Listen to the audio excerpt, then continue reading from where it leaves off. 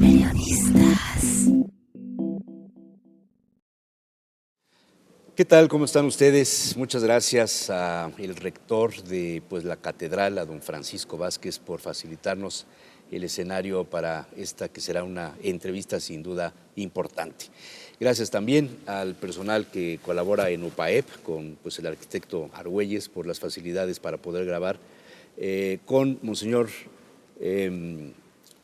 Duque Jaramillo, don Fabio, Fray Fabio, le podríamos decir, así le decían antes. Me dicen todavía en mi diócesis. Muy amigo de los poblanos, recibió hace algunos años el doctorado honoris causa por UPAEP. Monseñor, muchas gracias por estar con nosotros. Está usted para una reunión del CELAM en donde se charlará sobre la liturgia. ¿Se modifica la liturgia de la Iglesia Católica? ¿Se reúnen ustedes para proponer, para observar, acomodar? Bueno, no se trata de reformar la liturgia, porque la reforma de la liturgia no nos compete a nosotros. Le compete a la Iglesia Universal, que hablando en los términos modernos podría ser catalogada la dueña de la liturgia. Pero efectivamente aquí no hay dueños. Aquí solamente hay una realidad concreta, que es el amor de Dios, que se ha manifestado en Jesucristo y que se hace presente en cada celebración litúrgica. Pero ¿alguien decide en un determinado momento que se debe reformar o se debe cambiar? Por ejemplo, cuando yo era niño se rezaba en latín. Los sacerdotes estaban de frente a el altar, en este caso el altar de los Reyes. Imagínense qué cosa más maravillosa estarlo viendo siempre, ¿no? El sacerdote y los feligreses, y ahora el sacerdote nos ve a nosotros, ¿no?, de frente. Fue una parte muy importante, y el cambio del tiempo en las oraciones también, las palabras que se iban pronunciando en el credo, por ejemplo, que es nuestra manifestación de fe, ahora es más corto, antes era más largo. ¿Cómo se llega a estas decisiones? Bueno, esto es todo un proceso. La liturgia ha sido reformada muy pocas veces en la Iglesia Católica. Podemos hablar de tres grandes reformas. Una es la reforma gregoriana, otra es la reforma del Concilio de Trento y otra es la reforma del Concilio Vaticano II. Nosotros tenemos que partir de esta base. La filosofía de la religión nos enseña que lo que menos puede variar en una religión es el rito. Porque el rito casi que todos nos lo debíamos saber de memoria, porque lo más importante en la liturgia no es el rito que se sigue, sino el que yo pueda poner mi historia, lo que estoy viviendo en esa celebración. De tal manera que mi interés vaya sobre dónde en mi vida Dios se está manifestando, y yo sea capaz de asociarlo al rito escueto que de memoria me puedo saber. Porque lo importante no es el rito, sino lo importante es que con lo que allí se celebra, mi vida sea iluminada. O sea, bajo esa óptica, ¿somos incultos en la liturgia los católicos? Yo creo que sí, un poquito. Porque nosotros hemos hecho del culto simplemente una ceremonia social y no una celebración de nuestra vida. Esto que está usted diciendo es que cuando nosotros estudiamos el catecismo nos inculcaban mucho la trascendencia, la importancia de lo que era el sacrificio del Hijo de Dios en la celebración de la misa. O sea, era impresionante cómo nos movía eso. Hoy día yo veo a la gente que a veces ni siquiera se hinca en el momento de la consagración. Esto sería un reflejo de la incultura, de la falta de conocimiento y la puerta por donde entran las otras religiones, Excelencia. Bueno, yo creo que usted ha tocado un punto que me parece fundamental, porque el elemento sacrificio no se ha perdido en nuestra celebración. Es la base. Quizás nosotros no alcanzamos a percibirlo. Yo veo una diferencia, porque yo también soy de ese tiempo en que se rezaba en latín, en que se rezaba, en que el presidente estaba de espaldas a la asamblea, de toda esa, y se insistía mucho en la idea de sacrificio. pero se insistía más en la idea del sacrificio como un acontecimiento del pasado, pero no Pero como... es un momento presente. Exactamente, es un Jesús que hoy, en cada Eucaristía, Está sacrificándose. se sigue sacrificando Sí. por la historia de los que están celebrando, Sí. porque ya los que ya pasaron no necesitan. Necesitamos, somos los que estamos celebrando, que ese sacrificio de Jesús, por eso la liturgia es memorial en el verdadero sentido memorial, que no nos lo da la traducción a la lengua moderna, porque nosotros tradujimos una palabra hebrea por una palabra griega, y del griego fue como tradujimos a las lenguas latinas y a las lenguas modernas. Porque la palabra hebrea es sicarón.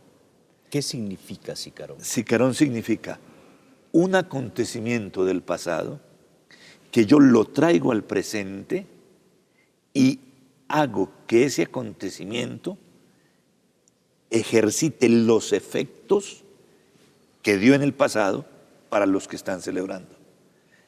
Por lo tanto, no es un simple recuerdo, porque es que cuando yo digo memorial... No es una conmemoración, no es, no es un acto social, pero sí es un acto de fe. Es un hacer presente aquí y ahora el poder salvador de Dios. Eso es lo que quiere decir memorial en el sentido genuino de sicarón. Hacer presente aquí y ahora el poder salvador de Dios. ¿Para quiénes? Para los que necesitan hoy ser salvados. Evidentemente eso es un principio que no se puede modificar. Imposible modificarlo. Es parte de la base de la religión, acabaría del cuerpo místico de la Iglesia. Y acabaría la celebración litúrgica si no fuera eso. Porque sería simplemente una representación teatral. A ver, antes las celebraciones eran, a mi entender, como que de más respeto de parte de los feligreses. Las mujeres iban con velo, hoy día ya no. Se han ido modificando muchas de estas cosas, ¿no? Yo creo que también en aras de la comodidad y de la facilidad para que la gente pueda convivir más en la celebración litúrgica. Pero de pronto entraron, por ejemplo, los grupos musicales modernos a tocar en el momento de la comunión, no de la consagración, pero sí en esa parte donde los sacerdotes están dando la Sagrada Hostia.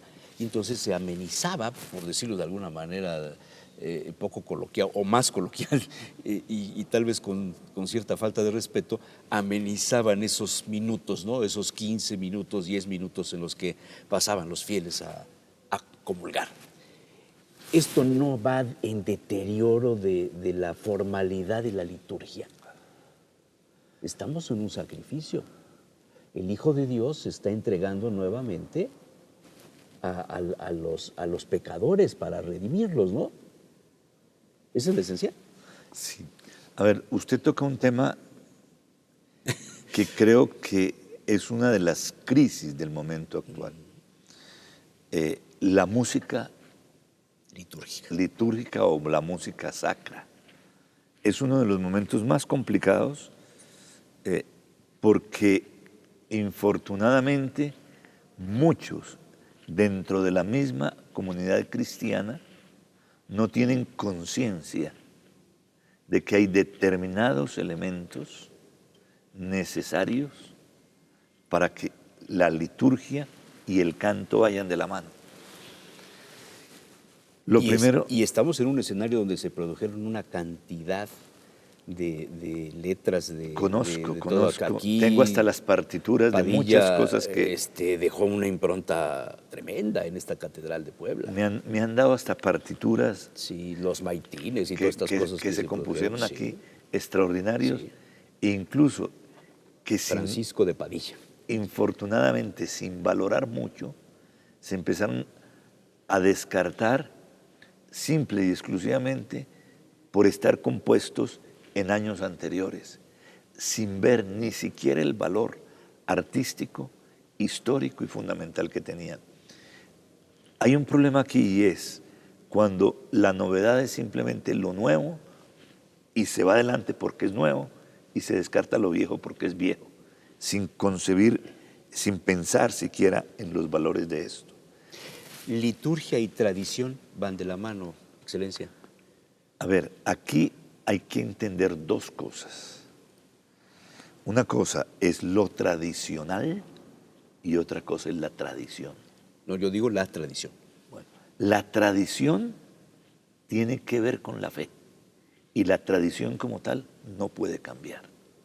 Nosotros, católicos, afirmamos que hay dos fuentes de revelación, la Sagrada Escritura y la tradición de la Iglesia.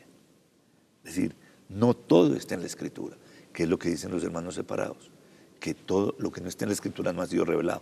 Eso no es verdad, porque eso significaría que Dios escribió y Dios no escribió nada. No hay una sola letra escrita por Dios. Dios se reveló, se manifestó. Y por inspiración de Dios, algunos escribieron su experiencia de esa revelación de Dios. Esas son las Escrituras. Quienes no aceptan los cambios que se sugieren desde fuera por los hermanos separados o por alguna otra corriente que también la hay en la Iglesia Católica, sobre todo en Latinoamérica, se les llama, se les clasifica como conservadores. ¿Qué piensa usted de esto? Para mí uno de los problemas graves es el que nosotros nos etiquetemos. En la Iglesia no hay ni liberales ni conservadores. Y si hay liberales y conservadores, ya no están en el Evangelio. Ni unos ni otros. Porque el problema es que el que está en el Evangelio no es ni liberal ni conservador, no es ni de derechas, ni de izquierdas, ni de centro, es el Evangelio puro y duro. Y el Evangelio puro y duro da en contra de los conservadores y en contra de los de la derecha, de los de la izquierda. Para todos lados da. Y también anima al de la izquierda y al de la derecha. Porque ese es el Evangelio. Porque Jesucristo ha muerto por todos, no solamente por un grupo. Que eso es lo que hace que la Iglesia sea católica. Que es para todos, para todos, para todos. Nosotros al interior nos hemos clasificado y hemos confundido a veces política con religión. Y ahí está lo grave. Que entonces tenemos una visión no evangélica, sino una visión política barnizada con evangelio. Y eso es lo grave. Hace ya varias décadas, 1979, en enero, los poblanos nos llenamos de un gozo que hasta la fecha nos dura a muchos de nosotros, la presencia del Papa Juan Pablo II. La primera vez que un Papa venía a este país, por supuesto a esta ciudad, a esta diócesis, y bueno, se celebró el CELAM, esta conferencia de todos los obispos que hay en Latinoamérica. Hubo muchas discusiones, hubo muchas cosas, jaloneos de conservadores y liberales y cosas de este tipo que, como usted dice, no se deben clasificar, pero sucedió así, Sí, ¿no? sí. Y el Papa Juan Pablo II, hoy ya consagrado a los altares, dejó toda una corriente de opinión y de seguidores en Puebla y en México y en todos los países donde se presentó. A usted le tocó convivir con él. Después vino Benedicto XVI, que se ve un hombre muy sabio, muy entregado a la liturgia, al estudio de todos estos temas, ¿no? a la fe, y lo hizo a usted obispo. Una personalidad muy diferente, Juan Pablo II, Benedicto XVI, y fue el que lo hizo a usted obispo, ¿no? Juan Pablo me hizo obispo. Ah, lo hizo Juan Pablo. Yo tenía la idea de que era Benedicto XVI. Me cambió Benedicto de sede. A la sede donde estoy ahora. Okay. ¿Qué diferencia encuentra usted en esos dos papas? No solo por la edad y los apellidos, sino en sus talentos, en sus virtudes, en sus defectos, podríamos pensar. ¿Los papas tienen defectos? Claro que tienen defectos, son humanos, no dejan de ser humanos. A ver, son dos personalidades completamente diferentes pero complementarias. Es más, Benedicto XVI, cardenal Ratzinger, hombre de fe, era la mano derecha de Juan Pablo II. Sí. Muchas veces Benedicto quiso regresar a Alemania, siendo cardenal, y el Papa siempre le pidió que permaneciera con él, porque el Papa le gustaba tener el apoyo del cardenal Ratzinger para sus escritos, para sus cosas, para sus intervenciones. Él encontraba en el cardenal Joseph Ratzinger un punto de apoyo. Efectivamente, eran o son dos personalidades distintas. Los dos grandes intelectuales. No solamente Ratzinger era intelectual, Juan Pablo también. Juan Pablo fue un hombre, un pastor, efectivamente, pero no un pastor sin preparación, No, bueno, sin reflexión. El libro del amor, Sin- el que escribe sobre los temas del amor, es de modo verdaderamente... que, sí, no, todo, en el fondo todo. Un poco más complicado de entender Juan Pablo que Benedicto.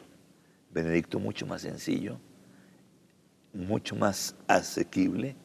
Juan Pablo tiene un poco la mentalidad del europeo oriental, que son círculos concéntricos en su reflexión, que hacen un poquito complicado porque toman y vuelven a tomar más tarde la misma idea y la vuelven a... Entonces se complica un poco el discurso. Pero de todas maneras, los dos grandes. En su temperamento, mucho más fuerte Juan Pablo que Benedicto. Y no parecía. Es decir, todo el mundo pensaba... Externamente yo pensaría que Benedicto o el cardenal Ratzinger tenía un carácter más duro No, que Carlos no. Martínez. No, Benedicto jamás era o es capaz de alzarte la voz para nada. Juan Pablo sí. Benedicto ¿Usted simplemente... vio a un papa enojado? Sí, yo a Juan Pablo lo vi enojado. ¿Por qué se enojaba? Pues porque tenía razón. Sí, pero ¿ante qué hecho? Ante una cosa con la que él hubiera dicho y uno no hubiera actuado. Desobediencia. Pues no propiamente desobediencia, porque tampoco era que uno le fuera a desobedecer, sino que o el tiempo no había alcanzado o otras cosas. Él era exigente, muy exigente. Benedicto también era exigente, pero jamás eso sí, te decía 2 o 3 palabras que te daba a entender o te da a entender todavía porque está vivo, absolutamente todo, ¿no? De modo que eran dos. Sí. Esta es una realidad que no pensamos vivir, por lo menos yo no lo consideré nunca, el tener 2 papas, uno emérito, dedicado a la oración, que de pronto convive con el nuevo papa, con el papa Francisco, y que de veras pues nos deja así como que esto era posible, esto es posible, esto es bueno para la Iglesia. Con la actitud que ha tomado el Papa Benedicto, es posible. No hubiera sido posible si la actitud hubiera sido de estarse metiendo en la vida de la Iglesia por encima de un Papa elegido. Es decir, haber renunciado, pero seguir mandando desde la sombra no hubiera sido bueno. No hubiera sido bueno para la Iglesia. Pero para mí esta actitud manifiesta la santidad de Benedicto, porque es que otro, yo creo que hubiera estado buscando Benedicto. No, Benedicto es un hombre en este sentido muy prudente y un hombre que llegó a la convicción de que la voluntad de Dios para él era la renuncia. No se puede caer por concupiscencia humana en que haya obispos y cardenales y sacerdotes que unos estén con Benedicto XVI, digamos, estar más de acuerdo en pensar como él y otros con el nuevo Papa, con Francisco. Eso han querido hacerlo algunos. Es decir, algunos se han querido poner al lado de Benedicto y otros. No es un secreto ver cómo algunos incluso han casi pedido que Benedicto actúe frente a determinadas cosas donde ellos no están de acuerdo. Y ahí es donde sigue la prudencia de Benedicto, ¿no? Porque... ¿Esto nos llega en América? No sé, este deseo de algunos otros de que Benedicto XVI se meta en los temas. Yo creo que sí, yo creo que nosotros, como miembros de la Iglesia, tenemos todas las corrientes y todas las cuestiones en nuestros territorios. En el CELAM se está dando ahora. Me decía usted que viene gente de todo el continente, de Estados Unidos Sí, y todo el Canadá, ¿no? continente, sí. Viene gente de todo el mundo, de toda América, desde el norte hasta el sur. No solamente de América Latina, sino de toda América. Pero le decía, el problema es que aquí estamos de todos. Esta es una prueba de la universalidad de la Iglesia. No es que porque estemos en América seamos distintos. De Juan Pablo II yo aprendí una cosa. Yo aprendí que el Evangelio puede ser anunciado en todas las culturas porque los problemas de los hombres son los mismos en todas las culturas. Seguimos teniendo los mismos pecados. Porque los problemas, las dificultades, ¿el cristianismo para qué existe? Para darle sentido al sufrimiento de los hombres. Para eso se hizo carne. Bueno, indicarnos el camino de la salvación, ¿no? Para eso, no, naturalmente, es que solamente es posible vislumbrar el sentido del sufrimiento desde la salvación que nos ofrece Jesucristo. De lo contrario no hay sentido de la vida. No hay sentido. Eso sería la cultura de la muerte. Pero sí, la anticultura de la muerte. La anticultura. Porque eso no es cultura. Correcto, sí. Bueno, entonces, la cosa es que para darle sentido al sufrimiento se hizo carne Jesucristo. Para que el hombre pudiera llegar a la plenitud. Para eso, no a la destrucción, sino a la plenitud. Para eso, no es para otra cosa que se hizo carne Jesucristo. ¿Y cuáles son los problemas del hombre? Cualquiera que analice su relación con el dinero. La ambición. O porque se tiene o porque no se tiene. Sufre el que tiene y sufre el que no tiene. Y por lo general siempre todos quieren tener más. El que tiene y el que no tiene. Después, segundo problema, los afectos. Ahí hay una fuente de... Y esto se lo aprendí a Juan Pablo. Los afectos. ¿Cuál es el problema de los afectos? Que me quieren o no me quieren. O que el que yo quiero no me quiere. O que la que yo quiero no me quiere. Bueno, ahí estamos. Y el tercero, el problema de mi propio yo. Si me tienen en cuenta o no me tienen en cuenta. Si yo soy importante o no soy importante. ¿El ego sería? El ego, el propio yo. Y, en último término, la reacción nuestra frente a la realidad de la muerte. Esos son los 4 aspectos. Me acuerdo, estábamos el cardenal Popar, el padre Bernard Ardura y yo, en un almuerzo con el Papa, y el cardenal Popar le dijo, Santidad, ¿por qué el Evangelio puede ser anunciado en todas las culturas? Y Juan Pablo respondió, esto que le estoy diciendo. Esto. Y nos decía, analicen ustedes si los problemas que ustedes han tenido en su vida no tienen que ver con esto. No están marcados en o sea, el sufrimiento de su vida no ha tenido que ser con esto. ¿El non serviam no interviene o sería el aglutinador de estos problemas que nos menciona usted? Yo creo que, es decir, es que todo está ahí. Si usted ve y analiza, ahí está todo. Y Jesucristo vino a darle sentido a esto. Por eso el Evangelio no es solamente para religiosos. En el tiempo de Jesús no existían los religiosos. De modo que Jesús no habló para religiosos. Los religiosos son del siglo IV, inspiración del Espíritu Santo. Ni él escribió los evangelios. En un momento muy importante de la vida de la Iglesia, en un momento trascendental de la vida de la Iglesia. Para conservar la integridad del Evangelio surge la vida religiosa. Pero hoy el Concilio Vaticano II, ¿qué es lo que ha hecho? Regresar lo que se creyó exclusivo de la vida religiosa a todo el pueblo de Dios. De modo que hay que tener iluminada la relación con los bienes para seguir a Jesús. Hay que tener iluminada la relación con los afectos para seguir a Jesús. Hay que tener iluminada la relación con el propio yo para seguir a Jesús. Y hay que reaccionar distinto frente a la muerte. Esto los antiguos, en la iglesia antigua lo llamaban la conversión de las costumbres. Nosotros tenemos costumbres paganas hoy y necesitamos convertir las costumbres y nos llamamos cristianos. Ese es el problema. Caray. Lástima que se nos acaba el tiempo. Excelencia, muchísimas gracias. No, a ustedes. Muy amable. Espero que sirva le para deseo algo una feliz estancia. Lo que hemos dicho. En Puebla de Los Ángeles, que ahora ya no es mucho de Los Ángeles, pero sigue siendo, ¿verdad? Muchas gracias. Bueno, a usted. Muchas gracias, a usted. Muy amable. Que esté muy bien. Fray Fabio, porque así es como le dicen allá, Fray Fabio Duque Jaramillo, el obispo de Garzón, Colombia, que pues es amigo de muchos poblanos, Sí. en UPAEP, con el rector Emilio Baños, con el arquitecto Argüelles, en fin, con mucha gente con la que convivimos. Y gracias al padre rector don Francisco Vázquez por dejarnos estar aquí en este maravilloso escenario del altar de los Reyes en la Catedral de Puebla. Excelencia, muchas gracias. A usted. Los periodistas.